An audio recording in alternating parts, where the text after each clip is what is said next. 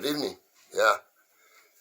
Obviously, we're back in the wrestling room. I mean, the living room.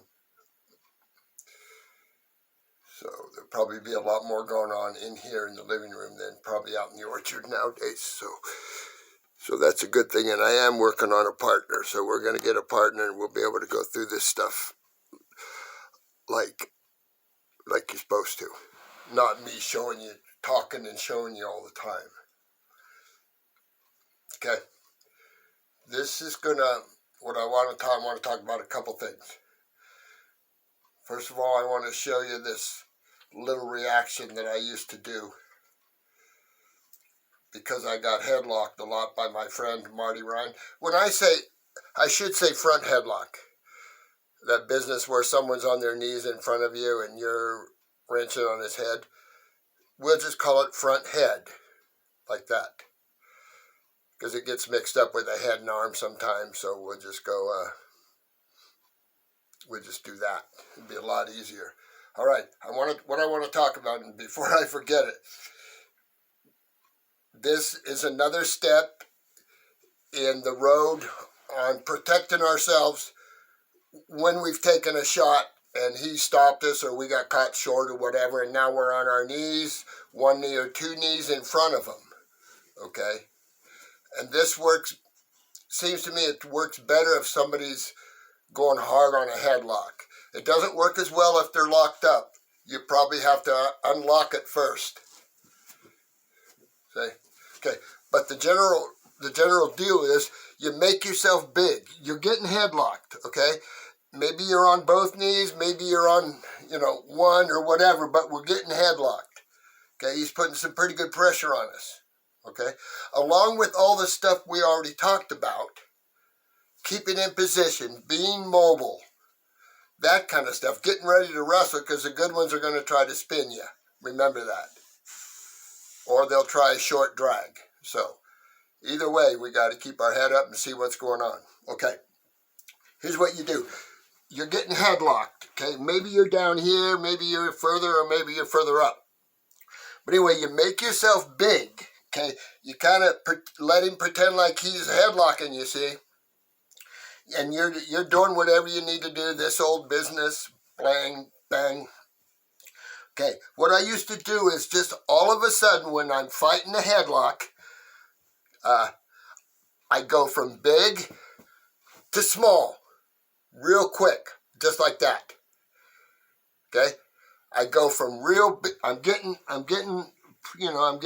pretty much hammered with the front head, but I just protect my position. He's not going to score on me, but I lead him on like he's really doing the headlock, and this especially works well if we're sweaty. Say, okay, we go from big. We're getting worked over pretty good, but he's not locked. See. So my arms are kind of free here. So again, I go from real wide and real big, quickly real small. I make myself small like that. Okay? We're wrestling, he's wrestling us and we're blah, blah, blah, and we're here and all of a sudden we go here, we go make ourselves big, we're big, and then we go small. Okay? Now this is another part. From whatever kind of base you end up in, you have to pull you. Okay, not only do we do this, but we pull ourselves out. We pull ourselves out of the front headlock because of the fact that we started big. That when he's really hammering on us, we go from big to small, and then we pull ourselves out like that. We pull out, and 9 times out of 10.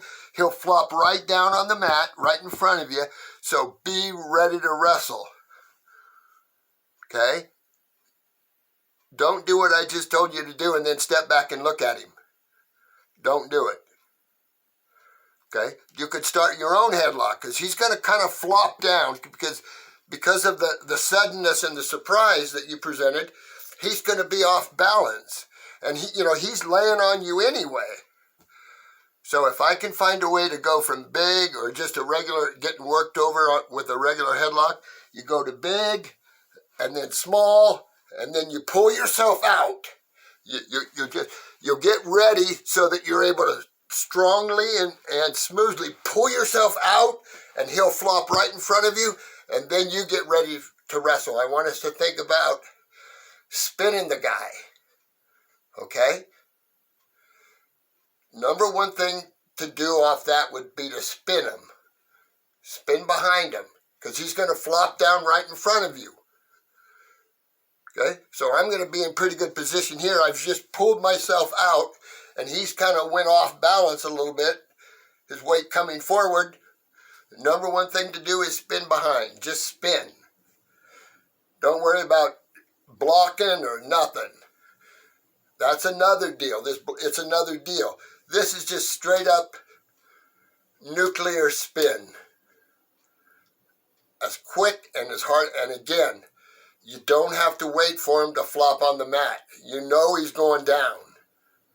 Say, because we've done it 10 or 20 times in the last week, so we got a pretty good idea what we're doing. Okay, you make yourself small. You pretend like he's getting it done with the front head, and then you keep the best position. It might even be here. I'm in good position, but I'm still getting worked on. Say. And it may be here, and then again I would present as big, get small, and then pull myself out. Pull my arms out like that, and he'll flop in front of you, and I think the best thing to do would be a spin from here. If we're not able to get what we need after we spin, then we'll just wrestle some more. That's all. So, but I want us, and it's just a reaction. It's not a move. It's just a reaction. Okay? It's just a reaction. But you have to be cagey about it. You can't get all tense and then grab something and get all ready. No, just you're wrestling in the best position you can, and all of a sudden he's got a head and a neck and a chin and an arm or whatever he's got. We defend it with our position so that we're able to do these kind of things. Boom. Remember, we go from big to small. We pull ourselves out with our core. We use our core to pull ourselves out, and then he'll flop right in front of us. I'd like to see a spin. At the very least, we could start our own headlock. At the very least. Okay, and again, it works better when he's sweating, because he can't hold on to you with a hill of beans, and you probably couldn't hold on to him either. So just understand that, because I don't think you need the sweat, the perspiration. You don't need it if you're doing this and making because he's putting lots of pressure on you with whatever he has. Okay? So I protect my position. And I play with him a little bit, let him think like he's really getting it done, and all of a sudden, bam, those come together. I pull my upper body out and get ready to wrestle. Okay? All right, we talked about that in the orchard first. We talked about this first in the orchard, I believe. Maybe not. Yeah, I think we did. But we get a good look at it here. Okay, just understand the big picture. We're fighting a front headlock. We're keeping the best position we can. Okay? So we bait him a little bit. Maybe we give him a little bit, and he thinks he's on his way. And all of a sudden, I get ready. Maybe I get kind of ready, and boom, they come together and they come out, and he's off balance. And 9 times out of 10, he'll flop right down here in front of you. And then we go to wrestling. Do not step back and look at him. I will be an angry spectator if I see that out of any of my kids. Don't step back and look at them. If you put a good stream of consciousness here again, if you put a good snap on somebody, they're going to go down. Okay? But we don't have to panic here. If we get, just like we don't have to panic when we're nose to nose in the neutral, where we're still neutral when we're down here. Okay, but we got to get comfortable hand combating right in here. See, it doesn't make any difference whether the guy's on top of me and I'm on the bottom, or whether he's on top of me and I'm on the bottom, but we're facing each other. See, that's the only two difference in these positions, is that one time you're facing away from him on the bottom, and the next time it's the other way around. He's in front of you, putting pressure on you. You do the same stuff you do if we were under pressure on the bottom from a tough guy. So you got to hold your position here. Okay? It's more important than anything is holding your position, because you're not going to be able to do anything if you're not in position to do it, or a position to do it. See? All right? So, and this all happens pretty quick. It takes an old man like me a while to get through it, but just understand it. And I can't tell you exactly how it's going to go down. See?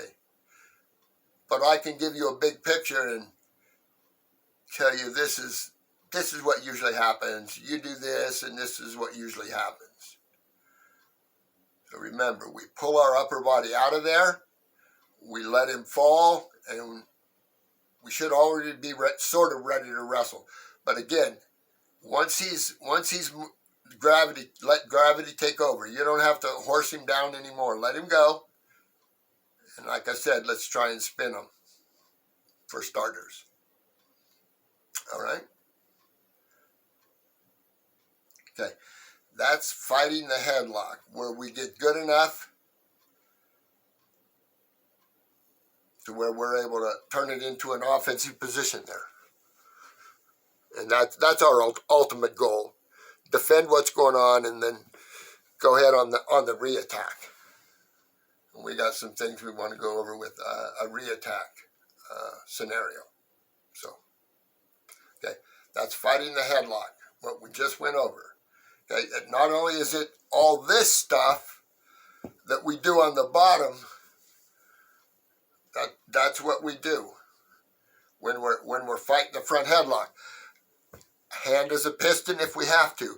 We can't be getting driven down here. So we got to stay arm's length away, even though we're getting headlocked. We're under pretty good pressure.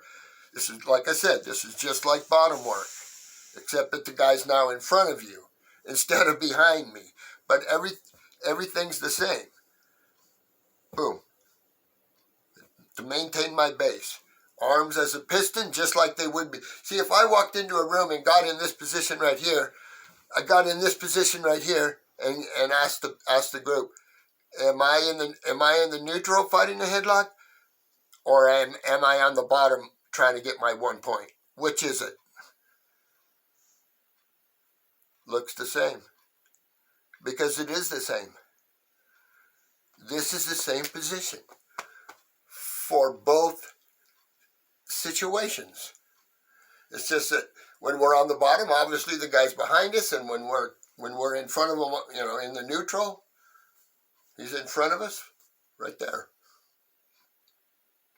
Okay? So, we're never going to be any closer than we are when we're underneath there. So the end product for that fighting the front head, is going to an offensive attack right from there. Don't step back and look at him. 9 times out of 10, do not step back and look at him. We should be wrestling. We should understand, like, second tier stuff, like re-attack stuff. That's what we have to focus on nowadays.